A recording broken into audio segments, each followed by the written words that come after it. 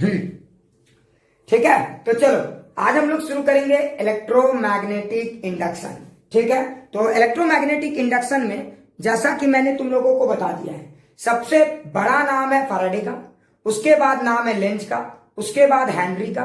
ठीक है, और एक नाम और इसमें इन्वॉल्व होता है और वो है हमारा निकोला टेस्ला का। अब तुम ये सोचोगे कि सर टेस्ला की कहानी इस टॉपिक से कैसे जुड़ी? ये टॉपिक तो इलेक्ट्रोमैग्नेटिक इंडक्शन है, तो मैं तुम्हें बताऊंगा कि टेस्ला की कहानी इस टॉपिक से कैसे रिलेटेड है और इस टॉपिक में कुछ आपको लाइफ के बड़े कड़वे सच का भी अनुभव होगा। ठीक है, मतलब जिसको कहते हैं लॉ ऑफ द नेचर, लेकिन आजकल लॉ ऑफ कलयुग भी चल रहा है। ठीक है, तो इस टॉपिक में आपको लॉ ऑफ नेचर के कुछ कड़वे सच का अनुभव भी मैं कराऊंगा, सो बिल्कुल टेंशन नहीं लेना है। ठीक है, तो चलो सबसे पहले इस कहानी को समझते हैं फैराडे की स्टोरी से। ठीक है, कुछ लोग तो कहते हैं कि फैराडे ने इस लॉ को इत्तेफाक तरीके से डेवलप किया, लेकिन बेटा याद रखना, किस्मत भी उन्हीं का समर्थन करता है जो मेहनत करते हैं। तुम अगर पढ़ने की मेहनत करोगे तभी तो कुछ समझ पाओगे। अगर तुम पढ़ाई करना ही छोड़ दोगे तो पढ़ाई वाले में किस्मत तुम्हारा कब काम करेगा? अपने आप तो तुम्हारा किस्मत काम वहां कर नहीं सकता ना। तो फैराडे कंसिस्टेंटली लगा हुआ था और फैराडे क्या सोच रहा था ये मैं बताता हूं तुम्हें। ठीक है, तो फैराडे पहले क्या सोच रहा था जरा ध्यान से सुनो। फैराडे ने देखा कि अगर हम मैग्नेटिक फील्ड रखते हैं, जरा ध्यान से सुनो। फैराडे ने देखा कि अगर मैग्नेटिक फील्ड है हमारे पास, जरा ध्यान से सुनो, अगर हमारे पास मैग्नेटिक फील्ड है और हमारे पास एक क्वाइल है जिसके पास एरिया है, ठीक है, तो उसने देखा कि मैग्नेटिक फील्ड के प्रेजेंस में, जरा समझो, तो मैग्नेटिक फील्ड के प्रेजेंस में देखो बी हमारा प्रेजेंट है, मैग्नेटिक फील्ड प्रेजेंट है। इस टॉपिक में एक और खास बात आपको पता चलेगा, हर फील्ड की अपनी एक खासियत होती है। ठीक है, मैग्नेटिक फील्ड एक अलग विचारधारा से जुड़ा हुआ है, इलेक्ट्रिक फील्ड एक अलग विचारधारा से जुड़ा हुआ है। अब सवाल उठता है कि सर इलेक्ट्रिक फील्ड की विचारधारा क्या है और मैग्नेटिक फील्ड की विचारधारा क्या है? ठीक है, ये दोनों फील्ड है मैं मानता हूं, लेकिन दोनों के वर्क करने का तरीका बिल्कुल अलग है और कैसे अलग है ये भी हम लोग इसी टॉपिक में डिस्कस करेंगे। सो बिल्कुल चिंता नहीं करना है। तो देखो फैराडे ने क्या ऑब्जर्व किया, पहले ये समझो। फैराडे ने देखा कि अगर किसी जगह पे मैग्नेटिक फील्ड है तो मैग्नेटिक फील्ड के प्रेजेंट में अगर कोई लूप को आपने रखा, मान लो ये आपका मैग्नेटिक फील्ड है, जरा ध्यान से सुनना, और अगर आपने यहाँ पे कोई लूप रखा है और जिसमें ये लूप है आपका, जरा ध्यान से लिखना, अगर आपने यहाँ पे कोई लूप रखा है तो मैग्नेटिक फील्ड के प्रेजेंस में अगर आपने करंट दिया, जरा सोचो, मैग्नेटिक फील्ड के प्रेजेंस में अगर आपने करंट सप्लाई किया तो देखो क्या हो रहा था, करंट सप्लाई कर रहे थे तो टॉर्क डेवलप हो रहा था, ये लूप रोटेट कर रहा था। अरे हो रहा था कि नहीं? तो ध्यान से देखो, मैग्नेटिक फील्ड के प्रेजेंस में अगर मैंने करंट दिया तो लूप रोटेट करने लगा। तो फैराडे ने सोचा कि करंट जब दे रहे हैं तो लूप घूम रहा है। ध्यान से सुनो, मैग्नेटिक फील्ड है मीडियम में, ठीक है, जब हम करंट दे रहे हैं तो लूप घूम रहा है। ओहो हो क्या बात है। तो फैराडे ने सोचा कि क्या ऐसा नहीं हो सकता है कि करंट देने से लूप घूमता है, तो क्यों ना हम उल्टा सोचे कि अगर हम लूप को घुमा देते हैं तो देखते हैं कोई करंट डेवलप होता है या नहीं। समझ रहा है ना? तो उसने सोचा कि मैग्नेटिक फील्ड के प्रेजेंस में अगर आप करंट से टॉर्क जनरेट कर सकते हो, करंट टॉर्क को जनरेट कर सकता है, तो क्या इसका उल्टा नहीं हो सकता, टॉर्क करंट को जनरेट करेगा या नहीं? ये फैराडे लगातार सोच रहा था, थिंक आउट कर रहा था।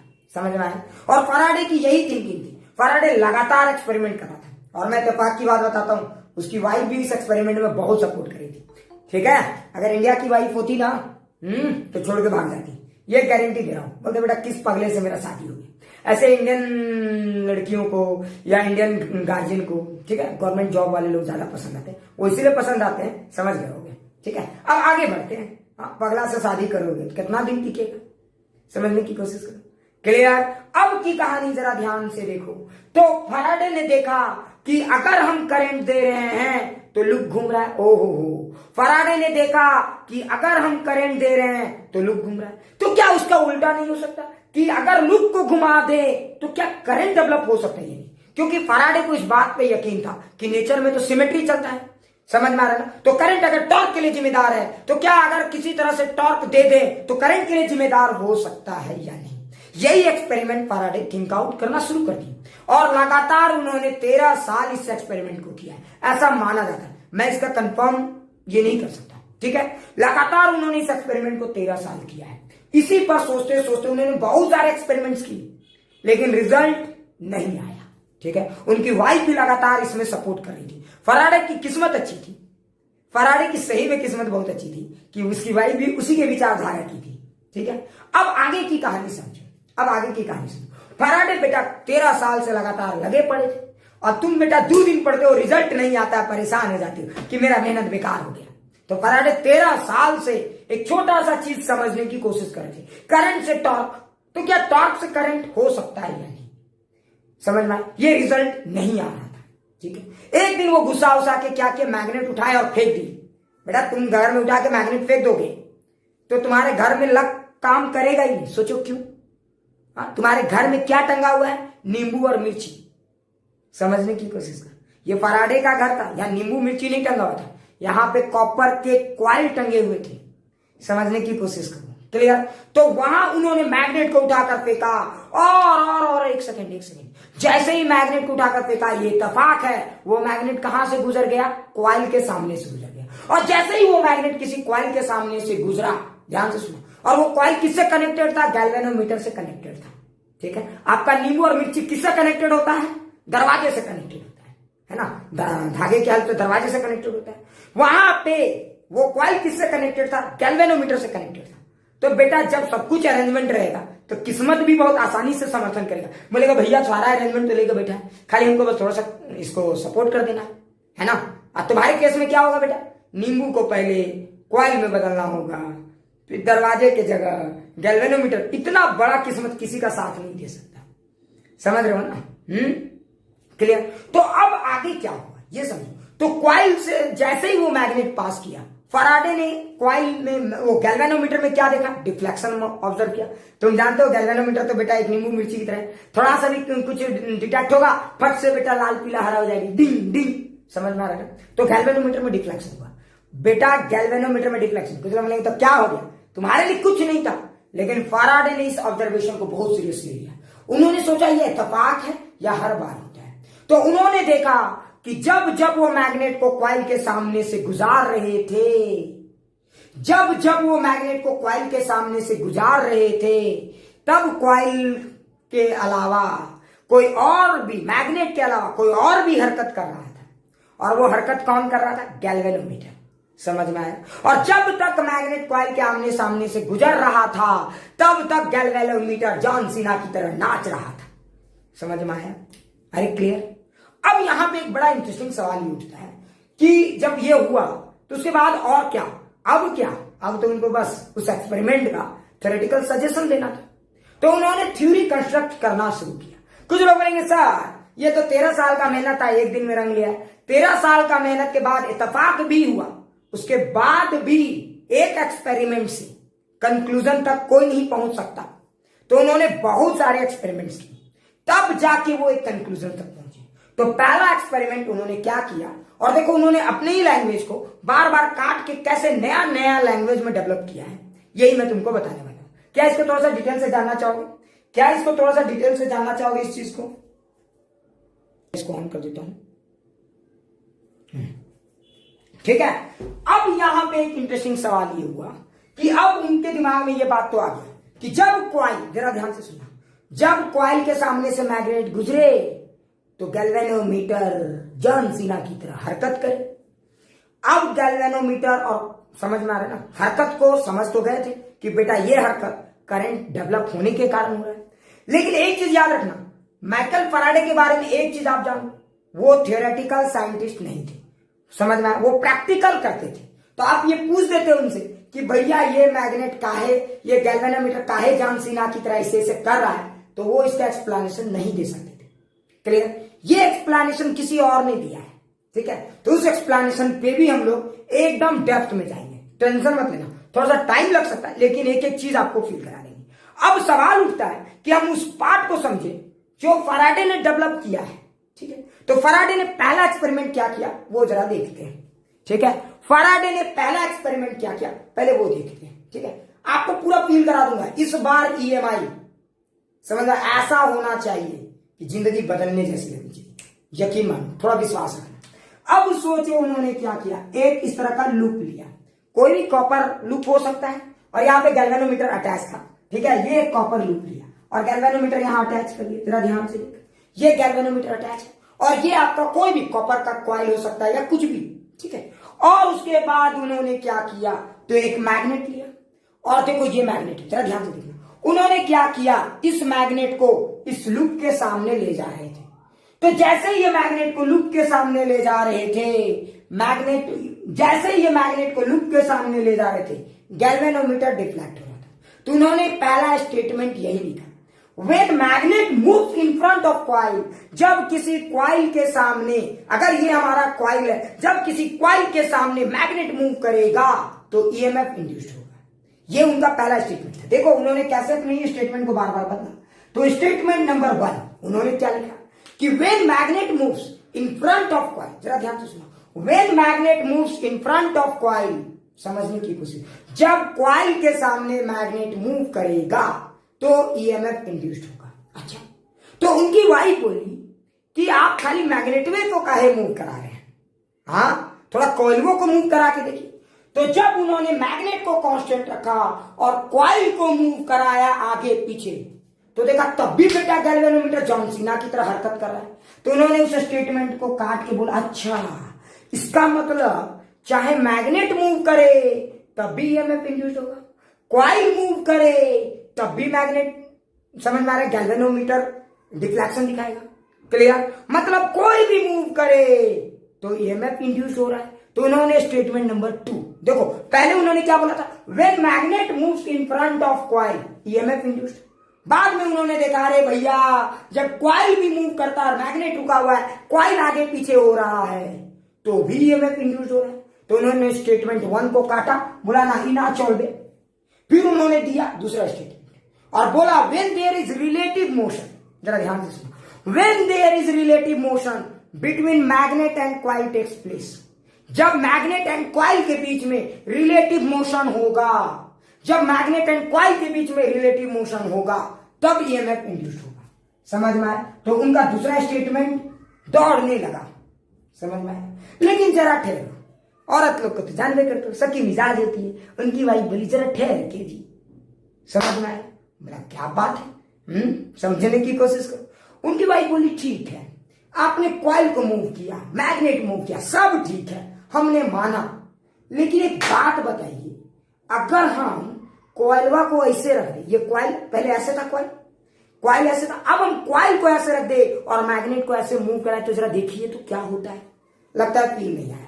अरे बुड़बक लोग, पहले ये कॉइल ऐसे था, मैग्नेट ऐसे था, समझ में? अब उनकी वाइफ बोली ना ना ना ना, ऐसे नहीं करने का, ये सब तो गलती है। इसका मतलब पहले जो मूवमेंट हो रहा था इस तरह का मूवमेंट हो रहा था। क्या फील आया? समझ में आ रहा है ना? पहले जो मूवमेंट था ये हो रहा था, चाहे मैग्नेट मूव कर रहा था या कॉइल मूव कर रहा था। लेकिन अब उनकी वाइफ बोली ना जी ना, ऐसे ना करना है। तो देखो अब उन्होंने क्या किया, अगर ये कॉइल ऐसे है तो उन्होंने मैग्नेट को मूव ऐसे किया। समझ में आया? अगर स्टेटमेंट 2 सही है तो यहां पे फिर से तो मैग्नेट मूव कर रहा है, तब तो ईएमएफ इंड्यूस्ड होना चाहिए। लेकिन जरा ठहर, जो चीज दौड़ रहा था वो गिर गया, ये गड्ढे में वो पार नहीं लग पाया, वो छलांग नहीं लगा पाया। समझने की कोशिश करो। तब यहां पे तो बेटा मतलब कॉइल तो था, अरे कॉइल तो था, मैग्नेट ऐसे ऐसे मूव करने से ईएमएफ इंड्यूस्ड नहीं हो रहा था। तो स्टेटमेंट 2 तो फिर से गलत हो गया। समझो, मतलब स्टेटमेंट 2 में क्या गड़बड़ी हुई, कोई मुझे बता सकता है? स्टेटमेंट 2 को आप सुधार सकते हो क्या? आप स्टेटमेंट 2 को सुधार सकते हो क्या? कोई मुझे बता सकता है?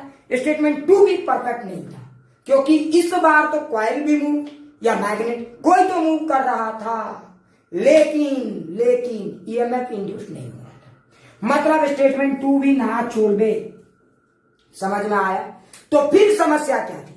तो जब उन्होंने बहुत ध्यान से देखा, फैराडे बाबा ने, समझ में, ये लोग तो बाबा ही होते हैं, बाबा से बढ़ के होते हैं, ठीक है, क्लियर? भले ये लोग के पास 20 करोड़ अनुयायी नहीं है, कोई बात नहीं, लेकिन बेटा हम लोग जैसे अनुयायी है इनके पास, क्लियर? अब उन्होंने देखा, था फील करना, रट्टा मत मारना। तो उन्होंने देखा कि बेटा ये वाला सिचुएशन तो यहाँ पे फेल हो जा रहा है, तो स्टेटमेंट 2 को गलत कर दिया। अब उन्होंने उनको एक नया स्टेटमेंट देने की जरूरत थी। अब बताओ ये स्टेटमेंट को आप कंप्लीट कैसे कर सकते हो? तो जरा सोचो, मैंने एक साइंटिस्ट का नाम लिया था, गॉस, और जहां गॉस की कहानी आती है फ्लक्स की जुबानी जरूर आती है। समझ में आया? तो तुम एक चीज ज्यादा ध्यान से देखो, तो इस पूरे गेम में फ्लक्स एक बड़ा इंपॉर्टेंट रोल प्ले करा। और कौन सा फ्लक्स? Magnetic flux. समझ में आया? तो गॉस ने ऑब्जर्व किया, जरा सोचना, गॉस ने ऑब्जर्व किया कि जब कॉइल और मैग्नेट इस तरह से थे, तो बताओ मैग्नेट क्या जनरेट करता है? Magnetic field. मान लीजिए नॉर्थ पोल है, तो ये क्या जनरेट करता है? Magnetic field. क्या ये बातें सबको फील आ गई? जरा देख, तो जब मैग्नेट इस तरह से मूव कर रहा था, तो ये मैग्नेटिक फील्ड जनरेट कर रहा था। और जरा सोचो, वो मैग्नेटिक फील्ड इस क्रॉस सेक्शनल एरिया से क्या हो रहे थे? पास हो रहे थे। मतलब यहां पे क्या हो रहा था? फ्लक्स था। कौन सा फ्लक्स था? मैग्नेटिक फ्लक्स, क्योंकि magnetic field through some area is passing. Clear? और तुम जरा ध्यान से देखो, जब तक ये मैग्नेट रुका हुआ था तब तक फ्लक्स कांस्टेंट था, लेकिन जैसे ही ये मैग्नेट चलता है यहां पे फ्लक्स की वैल्यू बदलती है। अच्छा बताओ, फ्लक्स की वैल्यू के लिए कौन जिम्मेदार है? यहां पे मैग्नेट के मूवमेंट से फ्लक्स की वैल्यू के लिए इस सिचुएशन में कौन जिम्मेदार है? बी, ए या कॉस थीटा? अरे फ्लक्स का फॉर्मूला तो सबको आता है, जैसे याद करो इलेक्ट्रिक फ्लक्स ई ए कॉस थीटा। तो यहां पे बताओ फ्लक्स के लिए कौन जिम्मेदार है? बी, ए या कॉस थीटा? अरे फटाक से कमेंट कर, बी, ए या सी? अरे बोल रहे भाई बी। बहुत अच्छा। क्यों बेटा बी क्यों जिम्मेदार है? समझ में? नहीं नहीं नहीं नहीं, यहां पे आमना एरिया जिम्मेदार नहीं है। आमना जरा ध्यान से देखो, आमना area of the ring remains constant. समझने की कोशिश करो, एरिया तो कम से कम जिम्मेदार नहीं। एंगल मैं मान सकता हूं आमना, बट एरिया जिम्मेदार नहीं है। ठीक है? अच्छा अब जरा सोचो, तो जब ये मैग्नेट सामने जा रहा था तो ये मैग्नेटिक फील्ड ज्यादा स्ट्रॉन्गर होता जा रहा था यहां पे, और जब ये मैग्नेट दूर हो रहा था तो मैग्नेटिक फील्ड कमजोर होता जा रहा था। मोटा मोटी थीटा में भी थोड़े बहुत चेंजेस हैं, मैं मान सकता हूं। समझ रहे? लेकिन बी का कंट्रीब्यूशन यहां पे लगातार चीज। तो उसने देखा कि जब मैग्नेट को कॉइल के सामने से गुजार रहे हैं, तो ये मैग्नेट से डेवलप होने वाले मैग्नेटिक फील्ड जब इस एरिया को इंटरसेप्ट कर रहे हैं और ये जब चेंज हो रहा है मैग्नेटिक फ्लक्स, तब जाके ईएमएफ इंड्यूस हो रहा है। समझे? तो मतलब यहां पे ईएमएफ इसीलिए इंड्यूस हो रहा था रे बाबा, क्योंकि यहां पे मैग्नेटिक फ्लक्स लगातार बदल रहा था।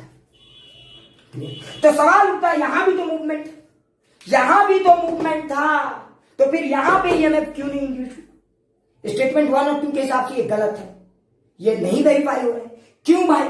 तो देखो फ्लक्स के अगर पॉइंट ऑफ व्यू से देखोगे तो इसको भी आप जस्टिफाई कर सकते हो। बताओ कैसे? तो बताओ, अगर कोई कॉइल आपका वैसे है, फील करो, अगर कोई कॉइल आपका ऐसे है, फील करना सारे लोग प्लीज, सोचो सोचो सोचो।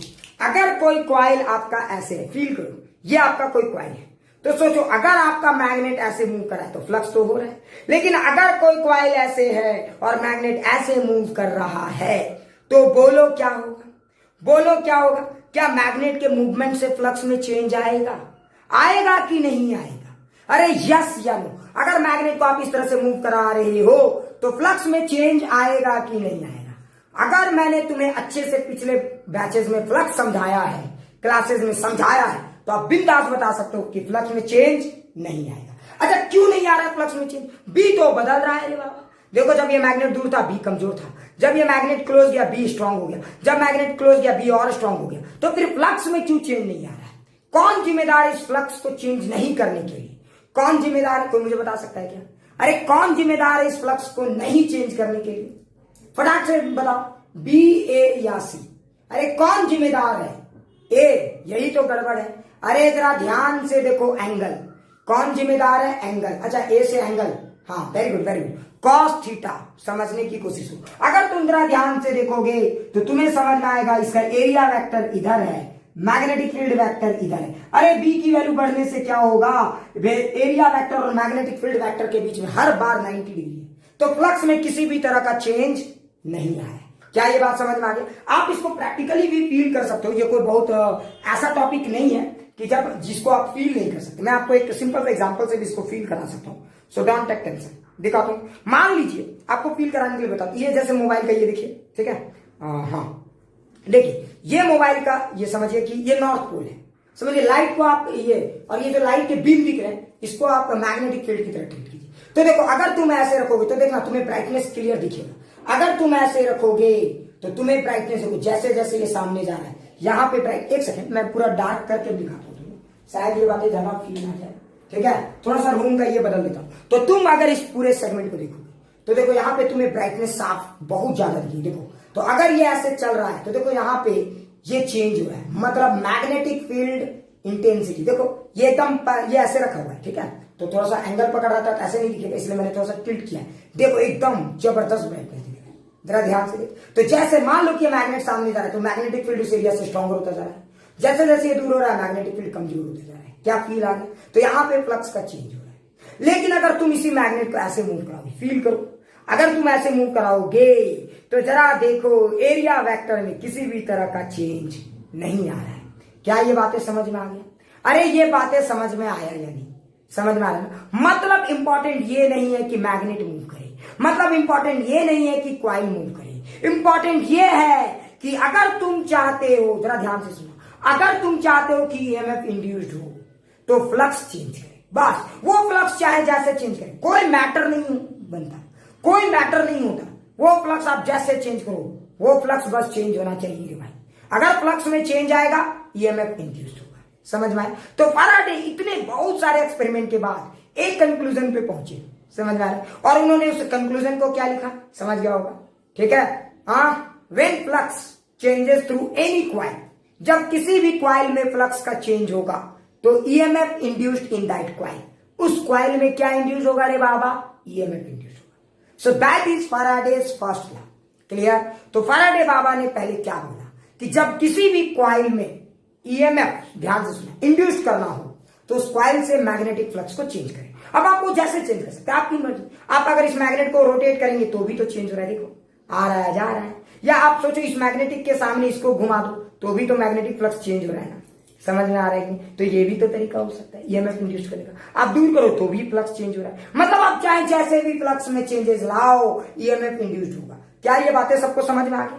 तो फैराडे का जो पहला स्टेटमेंट था, जरा फील करेंगे, तो फैराडे ने जो पहला स्टेटमेंट दिया, जब पूरा ये किया, सारे स्टेटमेंट को काट के बोला ये मेरा फाइनल स्टेटमेंट है, और ये छोड़वे ना, ये दौड़े। उनकी भाई बोला हाँ ये दौड़ेगा दौड़ेगा, और ये बेटा ऐसा दौड़ा कि उसेन बोल्ट भी शर्मा गया।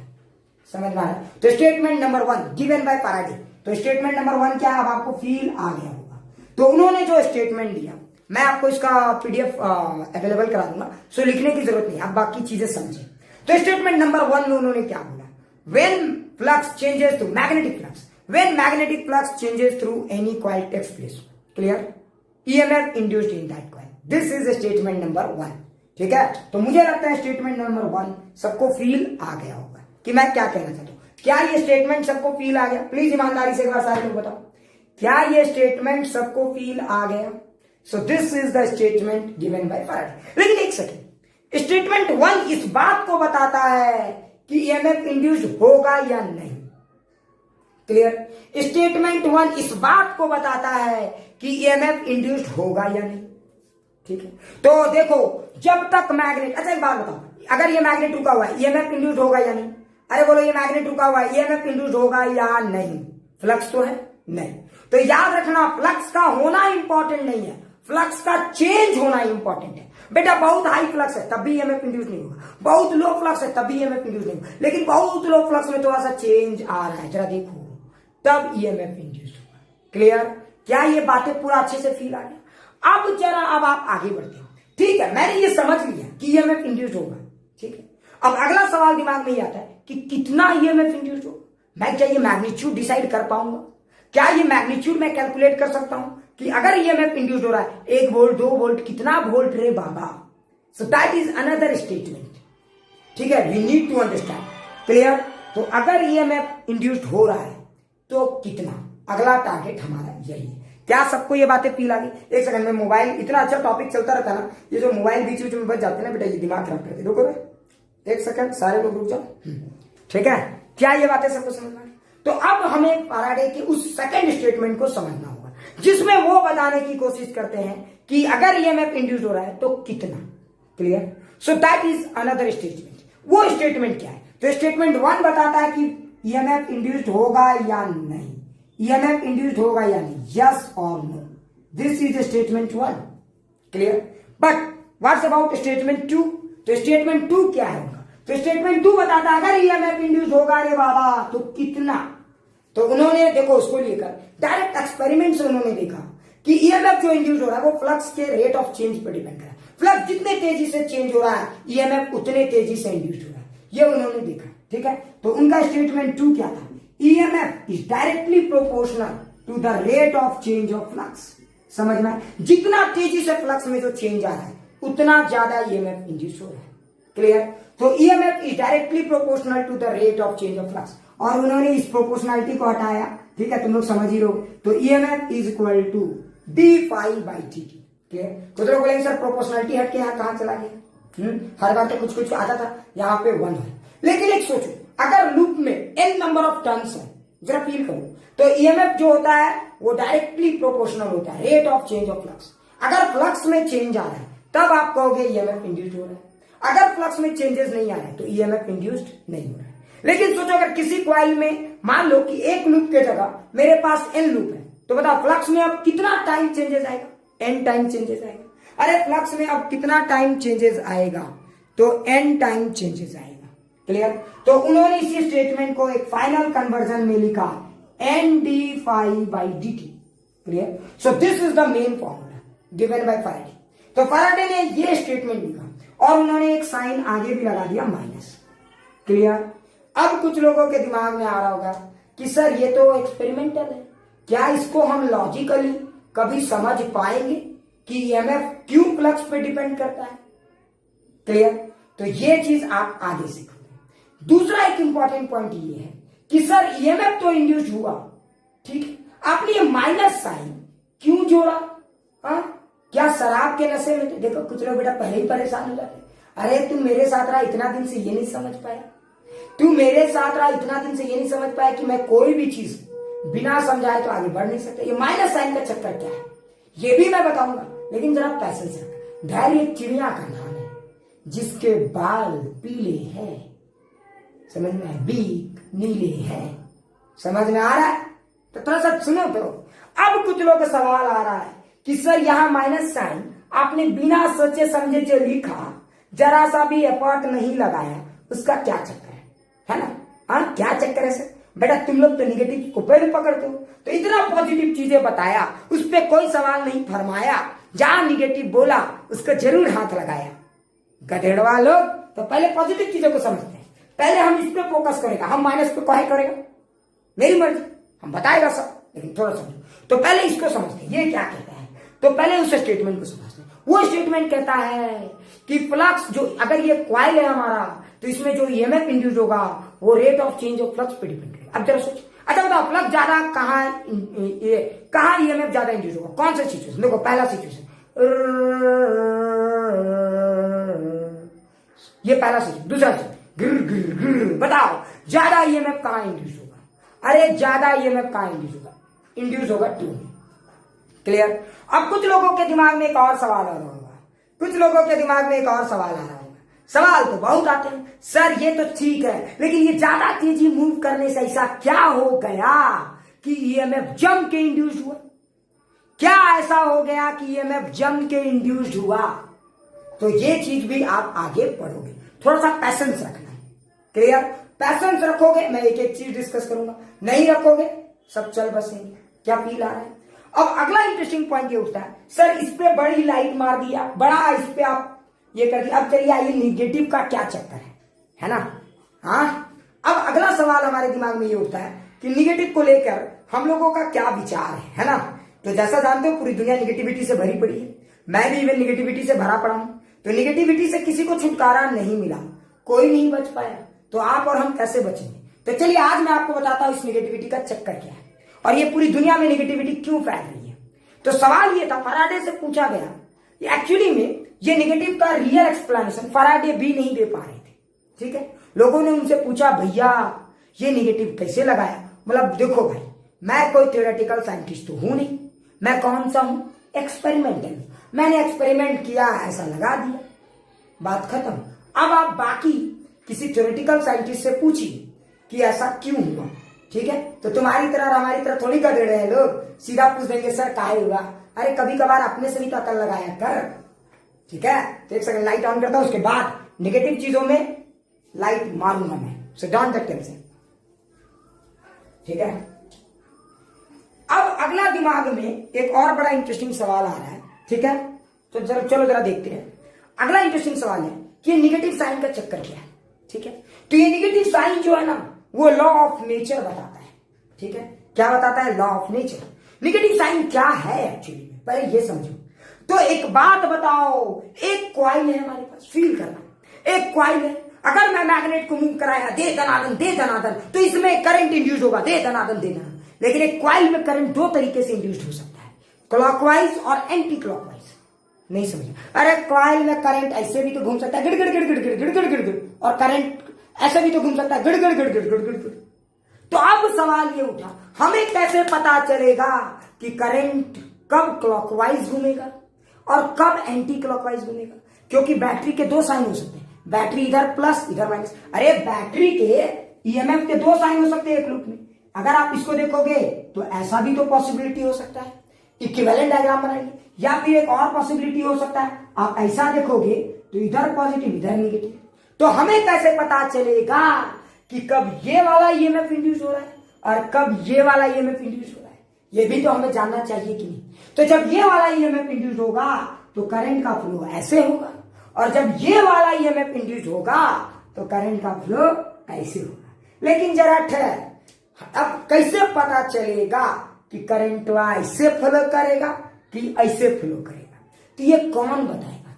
ये निगेटिव साइन ही बताएंगे रे बाबा कि डायरेक्शन ऑफ करंट कौन हो पे। समझ में आ रहा है? तो निगेटिव साइन बेसिकली यहां पे डायरेक्शन ऑफ करंट को बताने के लिए मार्केट में आया है। क्या ये बातें फील आ गया? लेकिन एक सवाल उठता है, सर हम कैसे इस नेगेटिव साइन को एनालाइज करें? क्या क्लियर? क्या सबको यहां तक क्लियर? प्लीज एक बार सारे लोग यस सर बोलो। क्या सबको यहां तक क्लियर हो गया? सो प्लीज सारे लोग एक बार यस सर बोलिए। आगे बढ़ते हैं, कर देता हूं। अब अगला मेरे दिमाग में एक सवाल आ रहा है कि इस निगेटिव को कैसे एनालाइज किया जाए। ये बेटा आखिर निगेटिव है क्या? ठीक है, तो मैं आपको रियलिटी बताऊं तो ये निगेटिव जो है ना, आज के कलयुग के निगेटिविटी को दर्शाता है। कलयुग, आज का कलयुग है, कलयुग का लॉ क्या है? लॉ ऑफ नेचर क्या है? तो लॉ ऑफ नेचर क्या कहता है? पहले के जमाने में जब क्या समझ लो ना, पहले मतलब कलयुग से पहले अगर कोई युग हुआ करता था या था, तो उस जमाने में क्या कहते थे? नेकी कर और दरिया में डाल। लेकिन आजकल है लोगों का हाल बेहाल। समझो, अब जो नेकी करेगा वो लतम जुतम खाएगा। समझो क्या मतलब? तुम किसी की भलाई करने गए, तुम्हारे साथ बेटा उल्टा हो जाएगा। सोचो कैसे? मैं एक एग्जांपल बता। बेटा रोड में कोई पड़ा हुआ है, जरा फील करना, वैसे एक्सीडेंट हो गया है, तुम बेटा उठा के उसको हॉस्पिटल ले जाओ, तुम उसकी भलाई करने गए। अब देखो ये सिस्टम तुम्हारे साथ कितनी भलाई करती, तुम्हारी जितनी एनर्जी है सिक्योर लेगी, 4 बार थाने बुलाएगी, पूछेगी। समझ में आ रहा है? ऐसे देखेगी जैसे लग रहा है तुम ही मार के उसको वहां ले गए थे। समझने की कोशिश करो मैं क्या कह रहा हूं। तो बेटा कलयुग में ना ये निगेटिव साइन का बड़ा इंपॉर्टेंट है। समझ में आया ना? ये एकदम कलयुग का लॉ बताता है, मैं गारंटी से बताता हूं। जो आपकी भलाई करे आप उसकी बुराई करो। समझ में आया? जो आपकी भलाई करे आप उसकी बुराई करो। क्लियर? नेकी कर और लात खा। समझ में आ रहा है? आज का नेकी कर और जूता खा, यही ये बता रहा है। क्लियर? तो निगेटिव साइन बेसिकली क्या इंडिकेट कर रहा है, समझने की कोशिश। तो निगेटिव साइन बताता है कि करंट हमेशा इस तरह से इंड्यूस्ड होगा। Current will induced in such a manner that it always opposes the change. समझ में? It always opposes the change responsible for its own production. अब कुछ लोग बोलेंगे अरे ये फील नहीं है, मतलब जरा सोचो, जरा फील कराता हूं मैं आपको, कैसे इसको समझाता हूं। मान लो कि किसी कोचिंग वाले ने, ठीक है, जरा फील करना, ठीक है, किसी कोचिंग वाले ने फील करना, मुझे सिलेक्शन कर लिया कि चलिए मैं आपको टीचर बनाता हूं। वो मेरे को टीचर बनाने चले थे, लेकिन बेटा उनको क्या पता था कि जैसे ही मैं टीचर बनूंगा उसके बाद क्या होने वाला है। सोचो, मैं हट के फिर उन्हीं की बुराई करने लगूंगा, उन्हीं के छात्रों को खींचने लगूंगा। बोलो ये आज की सच्चाई है कि नहीं? सारे लोग ऐसा करते हैं, ये आज की सच्चाई है। ठीक है, फील करने की कोशिश करो मैं क्या कह रहा हूं, समझो। तो टीचिंग लाइन में ऐसा होता है, हर जगह ये है, बिजनेस में भी यही होता है ना, और पूरी दुनिया इसी से चलती है। तो आप कहोगे ये गलत है, बिल्कुल गलत नहीं है। ये लॉ ऑफ नेचर है, ये लॉ ऑफ नेचर है, इसको कोई गलत नहीं कह सकता। अगर मैंने ऐसा किया है तो कल के दिन अगर मैं किसी टीचर को अपने ये में खड़ा करूंगा वो भी ऐसा ही करेगा। ये लॉ ऑफ नेचर है, इसको कोई नहीं बदल सकता।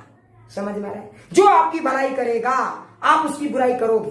आप उससे आगे निकलने के चक्कर में आप उसी का एनर्जी, उसी के रिसोर्सेज को यूटिलाइज करोगे। समझने की कोशिश, यही निगेटिव साइन बताता है। तो निगेटिव साइन कहता है कि स्क्वाइल में करंट को जिसने डेवलप होने का मौका दिया, किसने? फ्लक्स ने। अगर फ्लक्स स्क्वाइल में बढ़ रहा था तो ये फ्लक्स, जरा ध्यान देना, स्क्वाइल में क्या डेवलप हो रहा था? फ्लक्स। तो फ्लक्स ही अगर बढ़ रहा था तो फ्लक्स स्क्वाइल में करंट के लिए जिम्मेदार था, लेकिन इस करंट ने क्या किया? इस करंट ने उस कॉइल को ही अपोज, उस मैग्नेट को ही अपोज करना शुरू कर दिया जो इसके लिए जन्मदाता था। कुछ लोग बोलेंगे अरे बात है, मतलब जरा सोचो, ये मैग्नेट जब इसके सामने जा रहा था तो बोलो यही मैग्नेट इसके सामने जा रहा था तो क्या हो रहा था? इसमें करंट इंड्यूस हो रहा था। लेकिन बेटा तुम्हें जान के हैरानी होगी कि ये उसी मैग्नेट को अपोज कर रहा है ना। तू बाहरी भलाई तू अपने पास रख। समझ में आया? क्लियर? मैं क्या कहना चाह रहा हूं, समझ में आ रहा है? मतलब ध्यान दो, current induced in such a manner that it always opposes the cause, it always opposes the cause responsible for its own production. जैसे मान लो मैं तुम्हें बताता हूं कि अगर मैं तुम्हें पढ़ा रहा हूं, मैं बोला आ जाओ प्यारे पास हमारे पढ़ ले कुछ ज्ञान। अब तू तो बेटा अपोजिट करना शुरू कर, बहुत लोग करते हैं। एक मैं एग्जांपल बताता हूं। 11th के एक बच्चे को मैंने बेटा डांटा उसको, मैं बोला तू पढ़ क्यों नहीं रहा है? तुम यकीन नहीं करोगे मेरा ही बिजनेस लॉस हो गया। यही तो है बेटा, नेकी कर और जूता खा। समझने की कोशिश कर। तो बेटा मैं उसे डांटा तो मैं उसे क्यों डांट रहा था? उसमें मेरा क्या भलाई था? मैं उसी की भलाई के लिए बोल रहा था भैया थोड़ा सा पढ़ लिया कर, रोज क्लास कर लिया कर। उसके गार्जियन को लगा मास्टर बहुत ही गोष्ठी है, मेरे ही बच्चे को डांटता है बेटा, पता नहीं मेरी कौन सी दुश्मनी है उसके साथ। समझो बात को। तो मैंने नेकी की करने की कोशिश की, दरिया में डाला नहीं, जुतम लुतम और पैसा भी गया। समझो बात को। तो वो बच्चा स्कूल छोड़ दिया आपका, मतलब आपने क्लास छोड़ दिया? हाँ बिल्कुल फैक्ट है। और मास्टर ने क्या किया मैं ये भी बताता हूँ।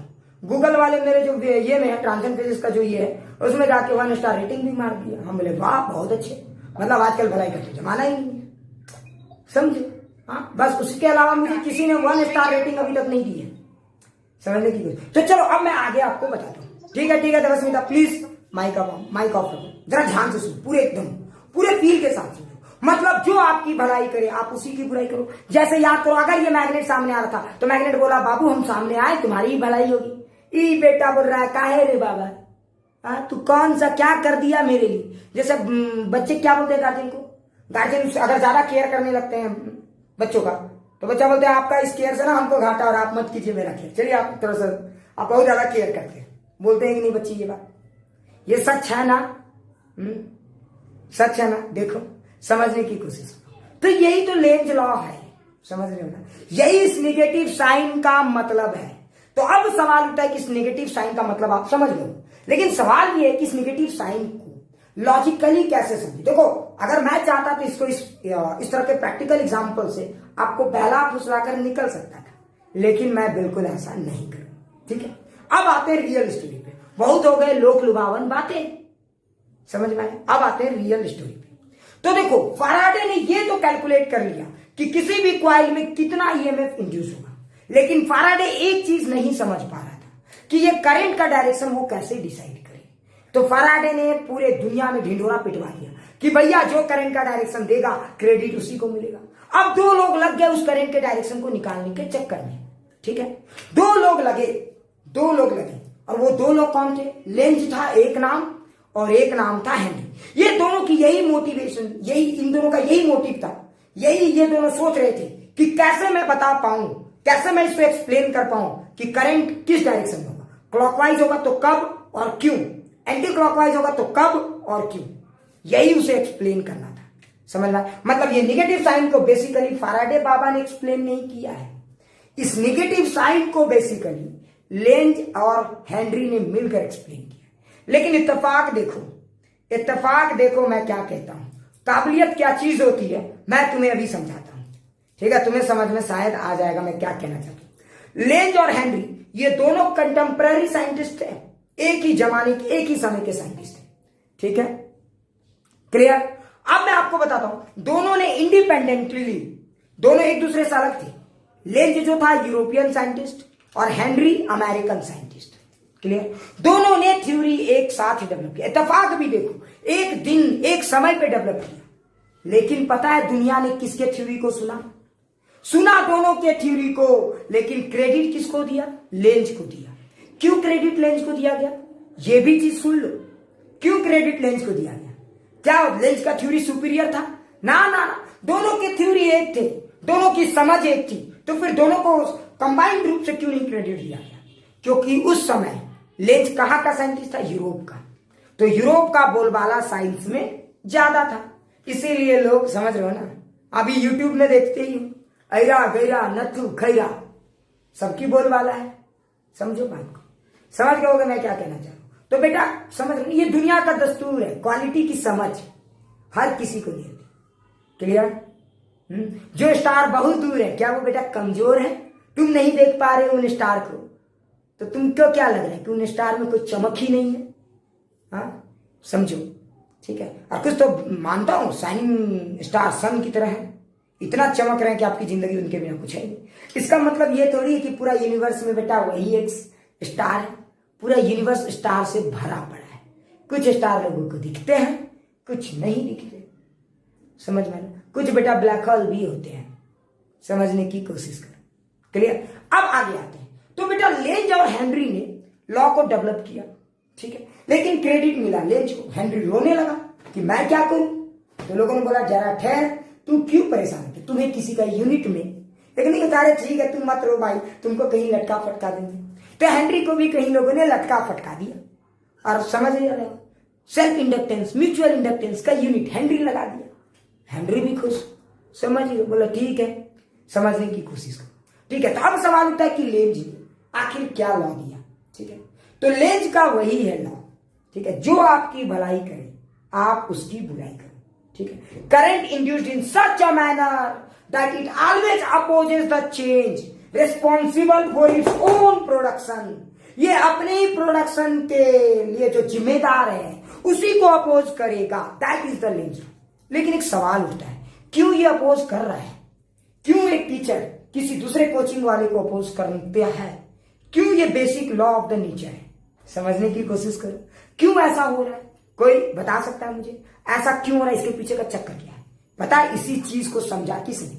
तो एक आम आदमी यही सोचता है, एक इंस्टीट्यूट वाला यही सोचता है, एक टीचर भी यही सोचता है, समझ रहे? लेकिन इंस्टीट्यूट वाला उससे ऊपर जाके सोच ही नहीं पाता ऐसा क्यों हो रहा है उसके साथ। ये लॉ ऑफ नेचर है। आखिर नेचर ने ऐसा क्या किया है कि एक टीचर एक इंस्टीट्यूट को ऑब्जेक्ट करने पे मजबूर है? सब अपने आप को सुपीरियर दिखाने के चक्कर में लगे पड़े, जबकि सच ये है कि कोई सुपीरियर नहीं है, समझ में आया? ये सर्वाइवल है। देखो आमना बोल रही है सर ये सर्वाइवल है, ठीक है, इसके पीछे की एक और कहानी, बिल्कुल बिल्कुल आमना, ये सर्वाइवल है। लेकिन सर्वाइवल इतना डिफिकल्ट क्यों है? समझने की कोशिश करो। सर्वाइवल इसलिए डिफिकल्ट है क्योंकि पूरी दुनिया जानती है कि जो नंबर ऑफ बच्चे किसी शहर में है वो लगभग कांस्टेंट है। अगर समझ में आ रहा है, लगभग कांस्टेंट है। क्यों? सोचो, अगर मान लो कंपटीशन क्यों है, पहले क्या आपने कभी सोचा ये बात? कंपटीशन क्यों है? सोचो, why competition exist in market? Limited resources है। वेरी गुड, लिमिटेड रिसोर्सेज है। इंडिया में कंपटीशन बहुत हाई है रे बाबा। काहे? तो बेटा जॉब है नहीं, एक जॉब है तो 1 करोड़ आदमी उसमें मरे पड़े हैं, समझो बातों को। तो यहां पे क्या है? लिमिटेड, एक तो बेटा आबादी इतना और रिसोर्सेज इतनी, समझ में? बाकी देशों में आबादी इतना, रिसोर्सेज भी इतना, इसीलिए वहां लोग कहीं नहीं जाता, समझ में आ रहा है? लेकिन इंडिया की हालत क्यों गंभीर है ये समझो, ठीक है। अब आगे की सवाल उठती है कि क्या ऐसा हो रहा है इसमें कि ये कॉइल मैग्नेट को अपोज करने पे मजबूर है? इसके पीछे का कारण है, अभी जैसे आमना ने बोला लिमिटेड रिसोर्सेज, इंस्टीट्यूट के केस में है लिमिटेड बच्चे। अगर मान लो जितना इंस्टीट्यूट खुलने लगे उतने बच्चे मार्केट में उसी प्रोपोर्शन से बढ़ने लगे तो किसी इंस्टीट्यूट को टेंशन नहीं हुआ, कोई एक दूसरे पे उंगली नहीं उठाए। लेकिन होता क्या है, सब एक दूसरे के बच्चों को लेने के चक्कर में ये सब काम धाम करते हैं। अरे करते हैं कि नहीं करते? क्या ये बातें फील आ रही है? उसी तरह से ये सारा गेम क्या है भाई? करंट का फ्लो कॉइल से होना चाहिए ना। अगर करंट की फ्लो कॉइल से होनी चाहिए तो करंट का फ्लो मतलब हीट का लॉस। अरे करंट मतलब हीट, ओहो, अरे करंट मतलब हीट, याद करो I²। अब बेटा हीट माने एनर्जी। अब इस कॉइल में एनर्जी कहां से आएगा रे भाई? समझे? एनर्जी कहां से आएगा? क्या इसको एनर्जी की जरूरत है तो एनर्जी आसमान से टपक जाएगा? ना ना, आसमान से नहीं टपकेगा। जैसे किसी इंस्टीट्यूट को बच्चे की जरूरत है, क्या बच्चा आसमान से टपक जाएगा, बैठ गया लीजिए सब हम तैयार है, ऐसा नहीं हो सकता। वो एनर्जी कहीं ना कहीं से तो खींचेगा, कहीं ना कहीं से तो खींचेगा, समझ लो। जैसे अगर किसी इंस्टीट्यूट के पास बच्चे हैं, जा रहे हैं, तो कहीं ना कहीं वो दूसरे इंस्टीट्यूट से बच्चों को खींच रहा है। सिमिलरली ये कॉइल को एनर्जी की जरूरत है, अगर करंट फ्लो करवाना है तो इस कॉइल को एनर्जी की जरूरत है, और एनर्जी मार्केट में है लिमिटेड। अगर आप किसी सिस्टम को देखोगे तो आप जानते हो energy can neither be created nor be destroyed. तो अगर किसी सिस्टम को देखते हो, आइसोलेटेड सिस्टम को, तो वहां पे जो एनर्जी है, वहां एक्स्ट्रा एनर्जी ना तो आप जनरेट कर सकते हो, ना तो आप वहां एनर्जी खत्म कर सकते हो। तो फिर है क्या, अगर वहां पे 2-3 लोग हैं, सोचो, और अगर एक एनर्जी चाहता है कि मेरे पास एनर्जी आए, तो पक्का दूसरे की एनर्जी को खींचना चाहिए। जब तक खींचेगा नहीं तब तक उसके पास आएगी कैसे, समझ में आ रहा है? मतलब बेसिकली लेंज लॉ है क्या, तो लेंज लॉ जो लॉ पर बेस्ड है वो law of conservation of energy पर बेस्ड है। क्या फील आ रहा है मैं क्या कह रहा हूं? लेंज लॉ किस लॉ पर बेस्ड है? Law of conservation of energy पर बेस्ड है। ये बातें सबको फील आ गई? अरे ये बातें फील आ गई, ठीक है। इसके डेप्थ में थोड़ा और जाते हैं, कैसे, ठीक है। सो चलो थोड़ा सा मैं एक और एग्जांपल बताता हूं। इसके डेप्थ में जाएंगे तो शायद आपको थोड़ा और फील आ जाए। थोड़ा फील कीजिएगा, सारे लोग थोड़ा फील कीजिएगा, रट्टा मत मारिएगा। रट्टा मारते हैं लोग, हैरान परेशान हो जाते हैं, ठीक है। तो समझिए कैसे। तो मान लीजिए कि ये मेरा कॉइल है, फील करेंगे सारे लोग, ये हमारा प्यारा सा कॉइल है, ठीक है, और ये हमारा मैग्नेट है, ठीक है। चलिए इस मैग्नेट को इस बार मैं नेमिंग कर देता हूं ताकि आपको दिक्कत ना हो ज्यादा, है ना। तो देखिए ये हमारा मैग्नेट का, ये नॉर्थ पोल, ये साउथ पोल, दिख रहा है ना सबको। अब जरा सोचो, ये हमारा कॉइल, ओहो उल्टा, हाँ, अरे नॉर्थ दिख रहा है ना।